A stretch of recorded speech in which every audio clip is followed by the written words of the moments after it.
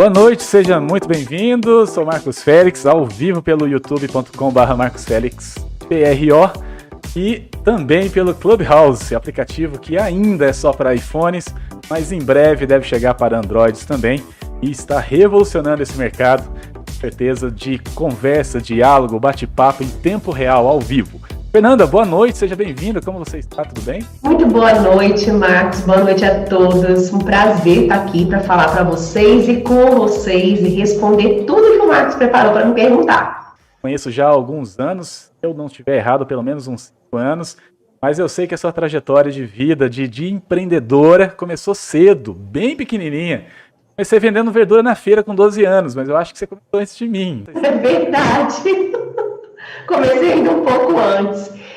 Bom, a minha história como empreendedora, eu tive uma experiência como empreendedora ainda muito pequena. Eu morava no interior do Tocantins. E aí eu vinha passar férias aqui no interior do estado de Goiás, na cidade de origem da nossa família, onde eu nasci. E sempre que eu vinha, tinha meus primos que moravam na cidade e eles tinham bicicleta. E eu ali com meus 6 para 7 anos, não tinha como meu pai trazer uma bicicleta de mais de 1.000 quilômetros para que eu pudesse passar as férias com a minha bicicleta. E aí a gente sempre marcava de andar de bicicleta, todo mundo andava, todo mundo também emprestava a bicicleta um pouco mais, todo mundo queria andar junto, né?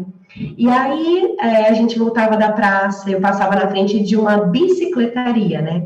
Antigamente tinha muitas, e aí tinha uma loja lá de bicicletas, e eu vi aquele tanto de bicicleta usada ali encostada. E eu falei, gente, será que a dona da loja me alugaria uma bicicleta? E aí eu perguntei, né, pra dona, você vende bicicleta? Eu vendo bicicleta. Falei, bom, comprar eu não vou, né? Então, e você também me aluga a bicicleta?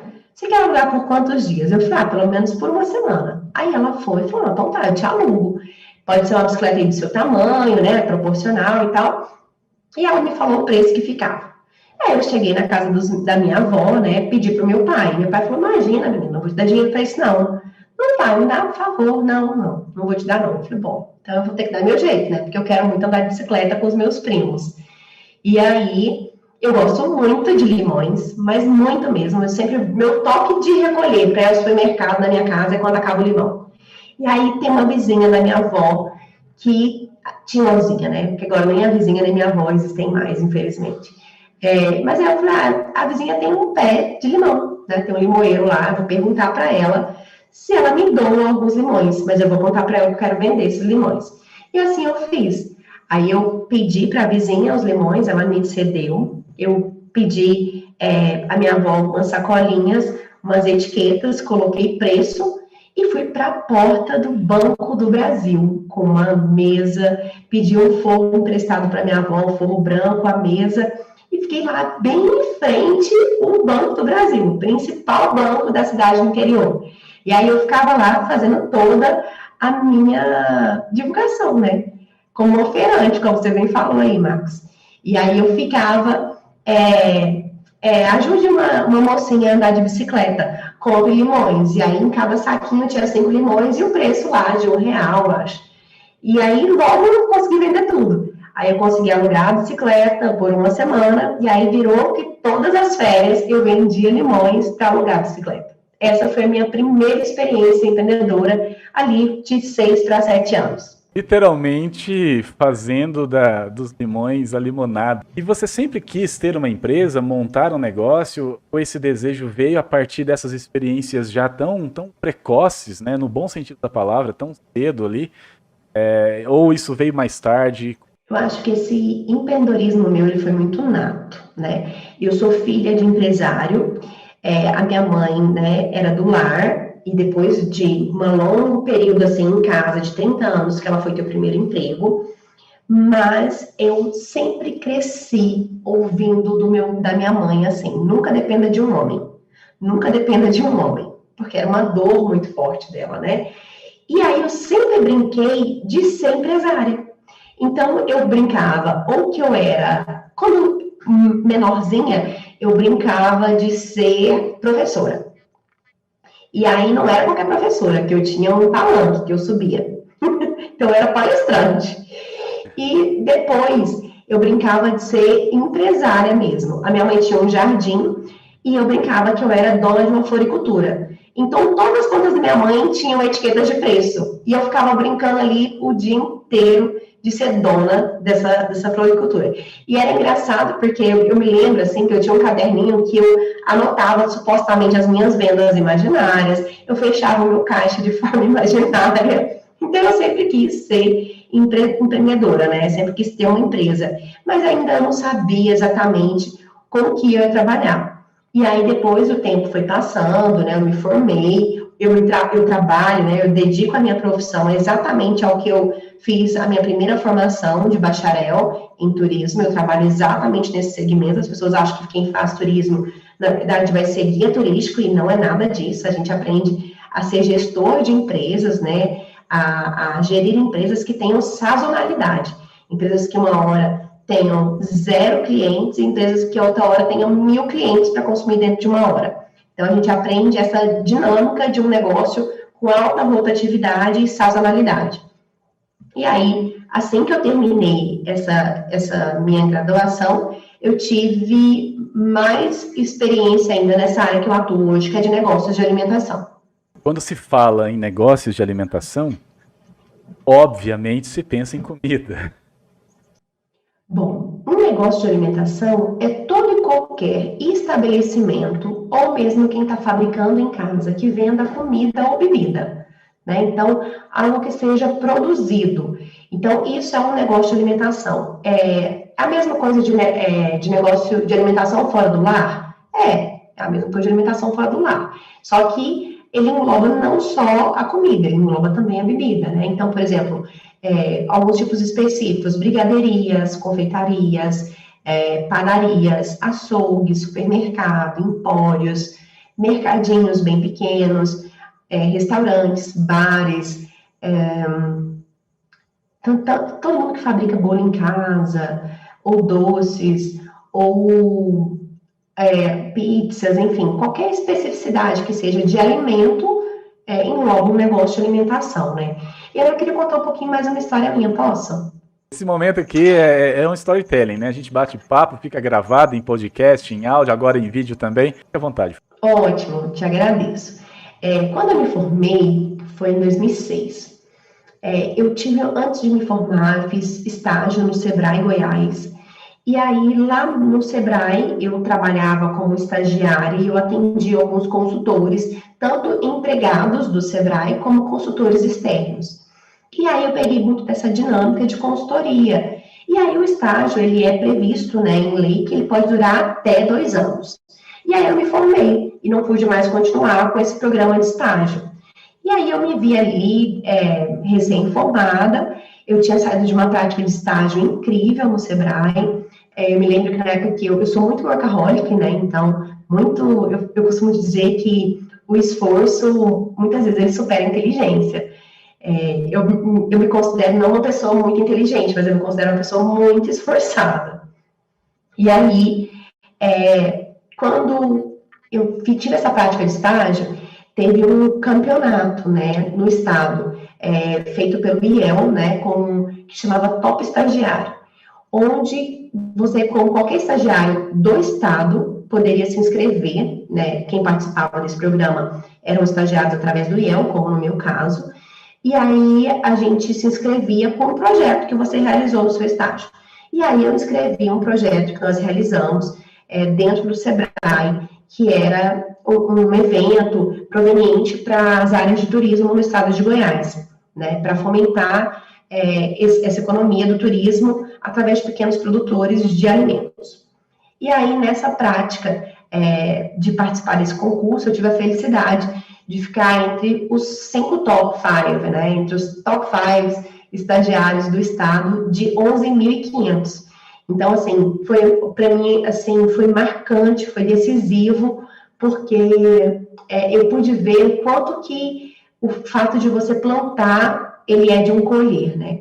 E aí, eu estou tocando nesse assunto específico, porque esse final de semana, conversando lá com meu pai e tudo mais, ele falou assim, Fernanda, hoje você está onde você está graças à primeira oportunidade de emprego, né, que você teve. na verdade, de um emprego mais dentro da área que eu queria trabalhar. Porque eu já cheguei a ser recreadora, já fui vendedora de biquíni, enfim, fui outras coisas. E aí eu falei, pai, realmente partiu de um contato, né, de uma indicação do prefeito da cidade minha de origem ao diretor do Sebrae. Só que eu quero dizer isso para vocês que estão ouvindo a gente aqui, nos vendo, que a oportunidade, ela é dada, mas ela é uma escolha sua, o que você vai fazer com ela. A responsabilidade nesse meio e fim de uma oportunidade que chega para você é única e exclusivamente sua. E eu vou te contar dessa minha oportunidade. Então, veio desse contato, a gente foi até o gabinete do prefeito, pediu um emprego para mim. Ele falou, posso conseguir, às vezes, na Assembleia Legislativa, com algum deputado, enfim, ou posso estar um estágio no Sebrae. Eu falei, gostaria muito que fosse no Sebrae, porque eu queria buscar um lugar que eu pudesse ter a oportunidade de aprender. E aí ele conseguiu esse contato com o diretor do Sebrae. Lá cheguei eu, pedindo a vaga, né, de cara limpa mesmo, me dá oportunidade de emprego e tal. O diretor, por ser conterrâneo lá da cidade, não, tudo bem, pode começar. E aí eu vi isso como uma oportunidade da minha vida. E aí eu agarrei com unhas e dentes e eu fiz um trabalho muito bem feito como estagiária. E eu consegui aprender demais dentro do Sebrae. Tanto é que eu fui, né, tive essa prática e tive essa vivência de ficar entre as 5 melhores práticas de estágios do estado, né? Então, eu falei para meu pai, olha só o que é, eu falei para ele esse final de semana, o que é a oportunidade quando você agarra ela. Eu podia muito bem ter entrado no mundo saído calada por um bom emprego temporário, um bom salário temporário. Mas não, eu quis fazer daquilo ali uma vivência transformadora para a minha vida. E aí, além desse título, eu me tornei consultora, né, futuramente. Então, quando você me pergunta se eu sempre quis ser empresária, eu, desde a minha prática de estágio no Sebrae, eu sabia que eu queria para a minha vida era ser consultora. E aí eu fui me especializando nessa área de negócios de alimentação. Então, eu não atendo outro tipo de segmento, outro tipo de empresa, não. Só quem trabalha com negócios de alimentação. Porque é um empresário diferente. É um empresário que muitas vezes ele não tem informação, ele não tem informação também, e a informação para ele tem um preço altíssimo, porque o tempo dele é sempre muito urgente, diferente de outras áreas, de outras empresas. Então, eu quis me especializar muito nesse segmento. E aí veio daí, né? Aí depois, como eu estava contando para vocês, depois que eu terminei minha prática de estágio, concluí a faculdade. Fiquei desempregada. E aí eu ficava, gente do céu, o que eu vou fazer? Distribuir currículo nessa Goiânia, gente, inteira. De Boticário a girafas, eu distribuí. Ninguém me contratava. Eu falava, gente, mas não é possível. E aí eu notava que na porta do apartamento que eu morava, na rua do meu apartamento, tinha um engarrafamento gigantesco que começava às 5 horas da tarde e ele só parava às 7h30 da noite. E é um horário que eu tenho certeza que, assim como aquelas pessoas, você sente fome. E aí você está preso no trânsito, com fome. O que eu pensei? Vou vender espetinho para esse povo. Quem não sabe aqui, gente, Goiânia é a capital nacional do churrasco. Mais do que o Rio Grande do Sul. Inteiro junto, não compete com Goiânia. E aí eu comecei a vender espetinho. Até tenho aqui no meu escritório um flyer que eu distribuía, que era do Espeto Esperto. Então, a gente vendia espetinho pronto, embalado, tanto num ponto que eu fiz um convênio com uma distribuidora, né, um mercado, mas eu também vendia prontinho, embaladinho, no sinaleiro. E aí, ali eu tive bastante sucesso. Embora eu tenha ficado pouco tempo com esse negócio, eu cheguei a vender 500 espetinhos numa noite. E aí, só funcionava de 5 da tarde até as 8 da noite. A gente fala de comida e tudo, e são hábitos, né? São costumes. A gente tem no Brasil uma cultura de comida. Então, o espetinho, eu já comi muita carne, né? Hoje, por escolha própria, sou vegetariano, sou ovo-lacto, né? É como queijo, então espetinho de provolone cai bem pra mim. Estou na minha luta pessoal para vencer isso. Não sou daqueles que fica tentando doutrinar os outros, porque tem dos dois lados, né? Tem os que querem doutrinar para a carne, tem os que querem doutrinar contra a carne, mas eu acho que cada um tem um estilo de vida.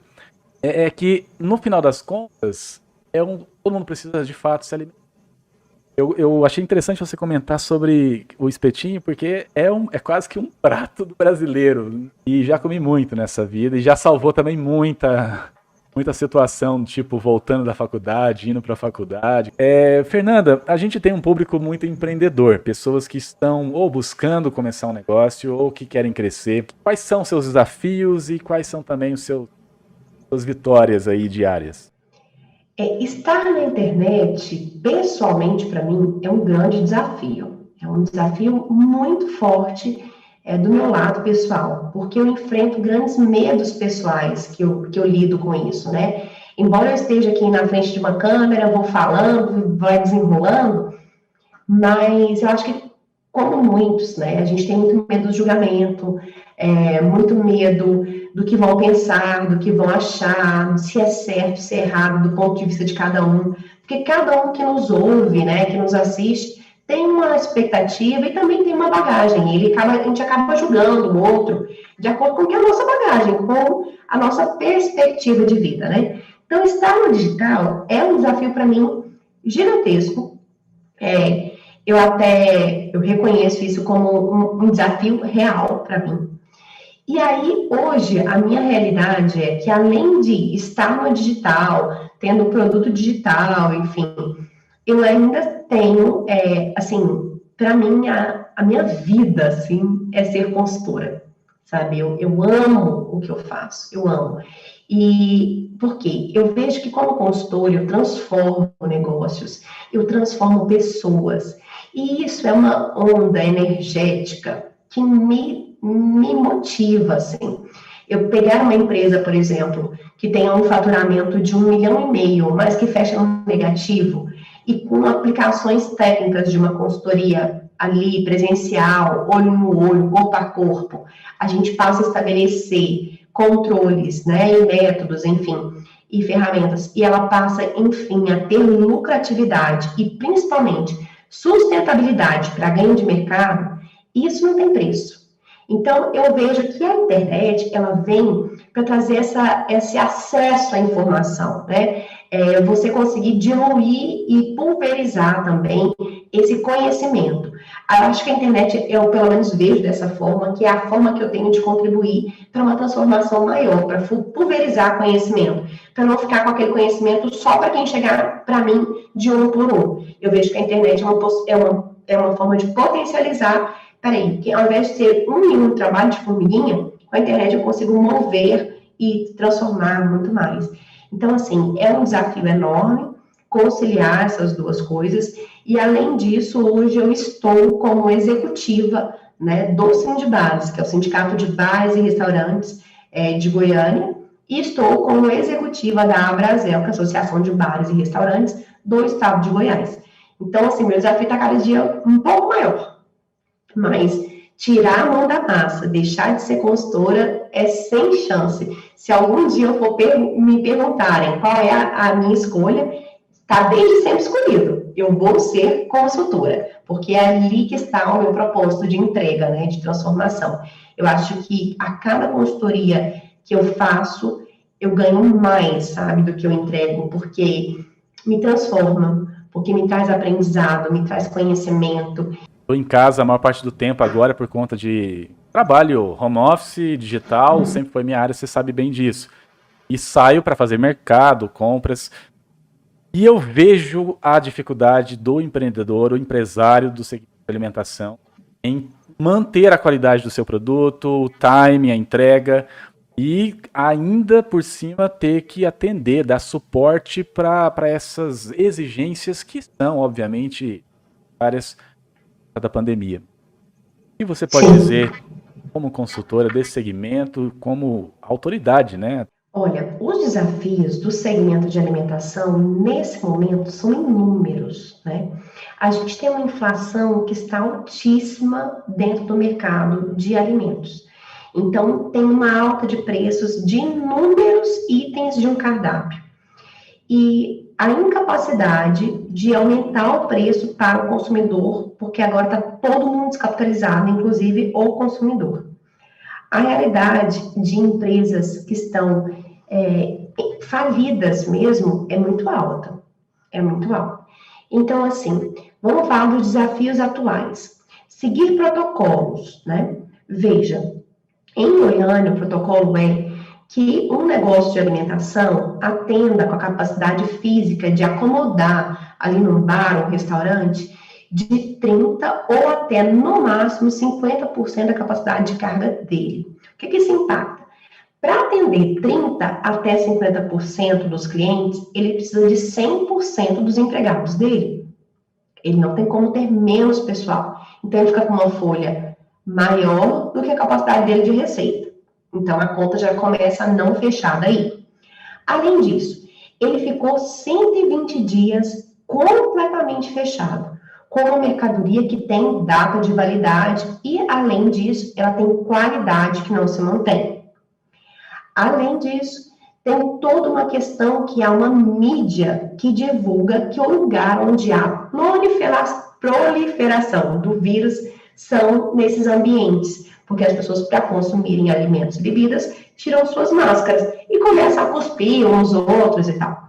Só que as pesquisas nos mostram que a maior taxa de contaminação são em ambientes domiciliares, onde dentro de casa as pessoas estão uns com os outros e não usam máscaras. E aí sim a contaminação acontece.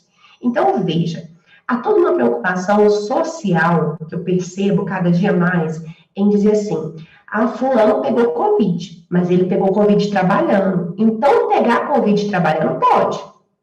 Agora, é pesado demais socialmente assumir que pegou Covid porque foi a um bar, por exemplo.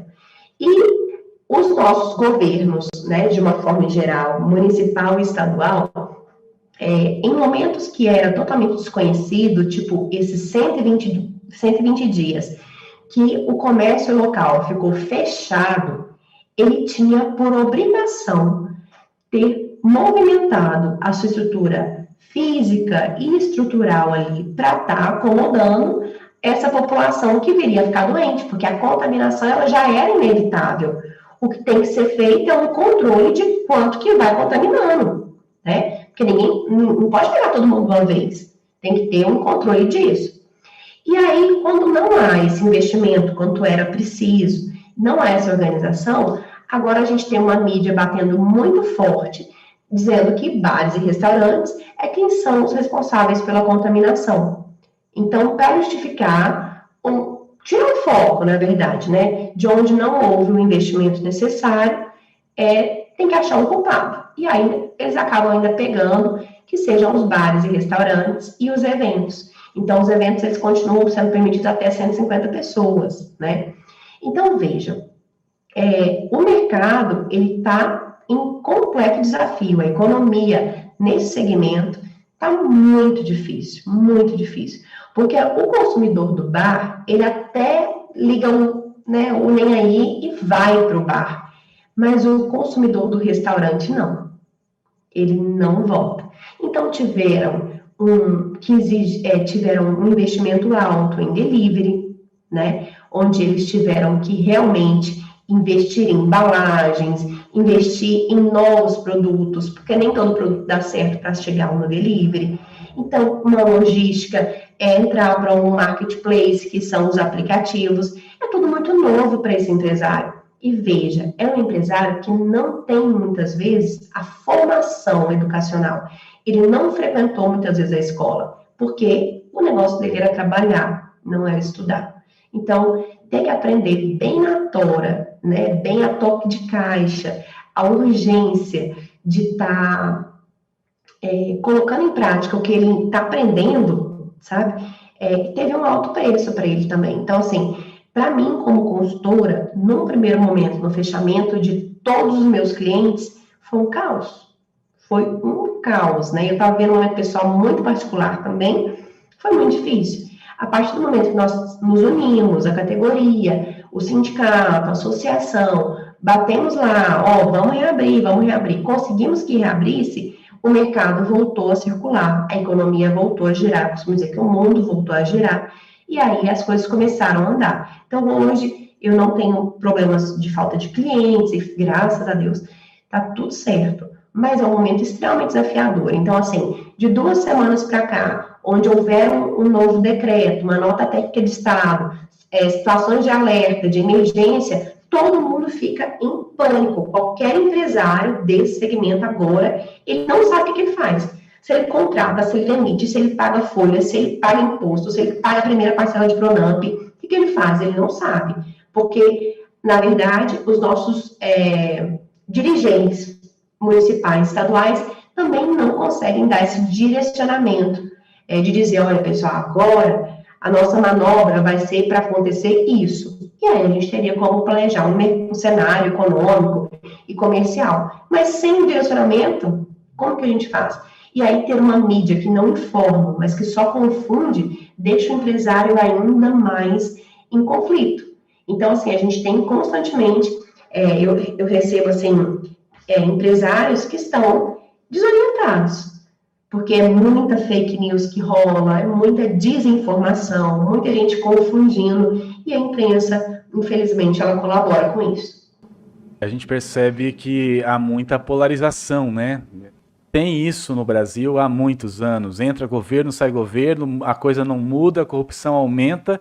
Quando vem uma pandemia, precisa do espírito coletivo, de juntar as forças, não acontece. Talvez seja até uma utopia imaginar que isso vai acontecer de fato um dia ou na saúde. Eu não posso deixar de esperar que isso venha, porque é do ser humano realmente trocar e ajudar um ao outro, se a gente estiver focado nas coisas que fazem sentido, né, e carregam um propósito. Ô Marcos, eu acho que a gente não foi educado para planejar, sabe? E eu acho que é o que nos deixa mais desnorteado, porque a gente não tem essa visualização de um cenário próximo, de um cenário futuro.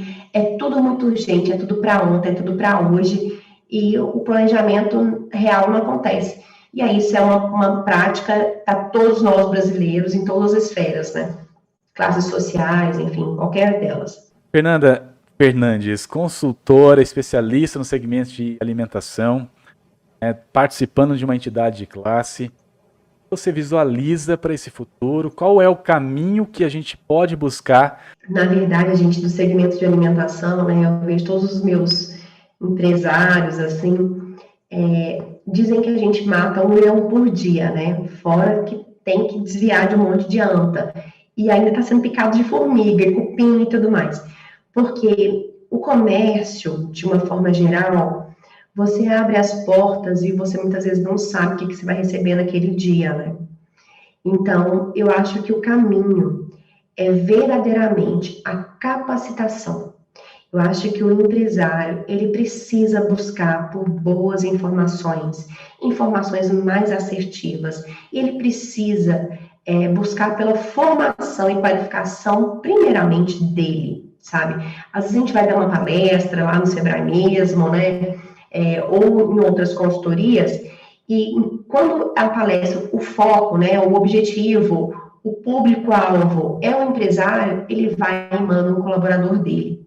E ele, que deveria estar se capacitando, está ali, às vezes, perdendo tempo com resolver o gás. Então, podia muito bem ter invertido os papéis, né? E acho que ele se perde nos próprios papéis.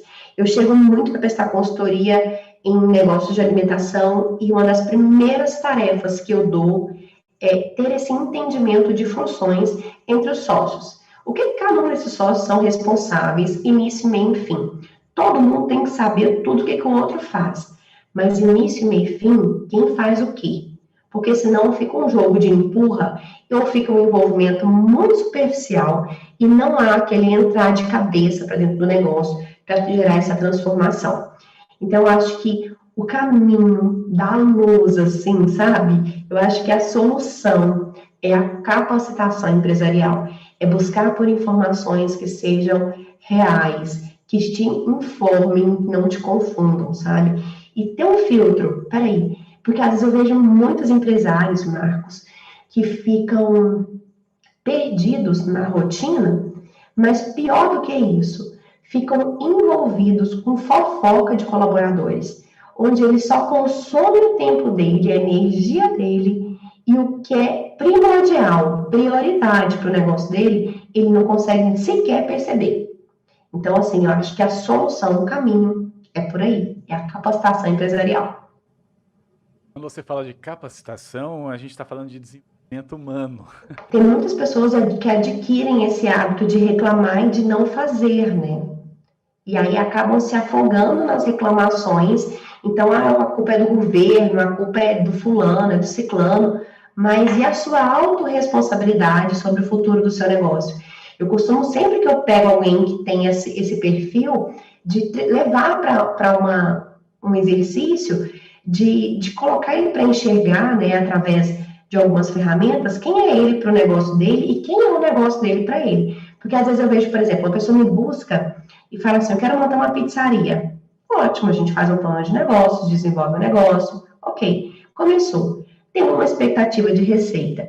De repente ele para e pensa assim, peraí, eu pago aluguel aqui o tempo todo, eu acho que eu vou abrir durante o almoço para aquilo.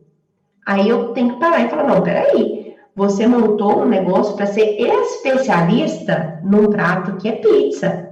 Você montar 1 quilo, você vai matar a sua pizza. É isso que você quer? Não, mas eu já pago aluguel e o pensamento não é esse. Aí a tarefa é, volta para o seu plano de negócios. Volta para sua ideia inicial. O que você queria quando você criou esse negócio? E as pessoas, ao longo dos tempos, vai se perdendo, né? Naturalmente. O cenário vai mudando, as dificuldades vão aparecendo e você vai se perdendo do seu plano inicial. Fernanda, quais são os seus planos para o futuro aí? Já está escrevendo livro, vai lançar um filme, qualquer coisa do tipo, né? Eu sei que quem começa nesse mercado do digital e empreende no mundo real e quando junta tudo isso, as coisas só tendem a crescer. Então, tem alguma coisa assim que já vale a pena compartilhar? Então, do mundo digital, sabe, eu ando enfrentando desafios pessoais para continuar. Então, eu estou bem tentada, sem saber se eu lanço uma nova turma sobre um novo curso ou não, se eu não mexo com isso mais, enfim, até porque agora eu estou recebendo um novo desafio, que é ser executiva também de outra entidade, que é a Brasel. Então, serão 2 entidades, eu como executiva, e eu acho que esse ano eu vou me dedicar a isso e a transformação das minhas consultorias e mentorias, porque tem sido lindo transformar a vida de pessoas e negócios, e agora também esse desafio que eu peguei da entidade foi incrível, porque assim, tem só 6 meses que eu estou à frente do Sindibares e a gente tem uma gestão totalmente transparente, onde no site os associados conseguem ter total transparência dos nossos balancetes mensais, de todos os custos, abre todas as nossas contas, então assim, tudo de uma forma muito acessível para esse associado, e a gente quer, como sindicato e como associação, ser uma entidade que represente, né? Então, eu estou muito nessa energia de fazer esse trabalho, de movimentar essa economia local e transformar essas vidas e pessoas, porque esse é o propósito, né? Muito bem, conversei com a Fernanda Fernandes, consultora, mentora, especialista em negócios de alimentação, em gestão organizacional de negócios que envolvem comida, restaurante, bar, lanchonete. Se você está nesse segmento, entra agora no site negóciosdealimentação.com. Entra lá, tem alguns conteúdos, alguns materiais, tem também o @negócios de alimentação, junto, sem acento, do jeito que é no Instagram, para você conhecer a Fernanda, o trabalho dela, que ela já desenvolve há anos e cada vez mais protagonizando, palavra que a gente já usa muito aqui no nosso conteúdo todos os dias, conversando também com empreendedores e também mentorando outros empreendedores nessa caminhada. Eu acredito que a Fernanda pensa como eu, a gente não consegue chegar muito longe quando a gente vai sozinho. Pode até ir mais rápido, mas a gente precisa uns dos outros. Lembra, o futuro já começou, né? Começou ontem, a gente já está atrasado, é como dizia a música do John Lennon.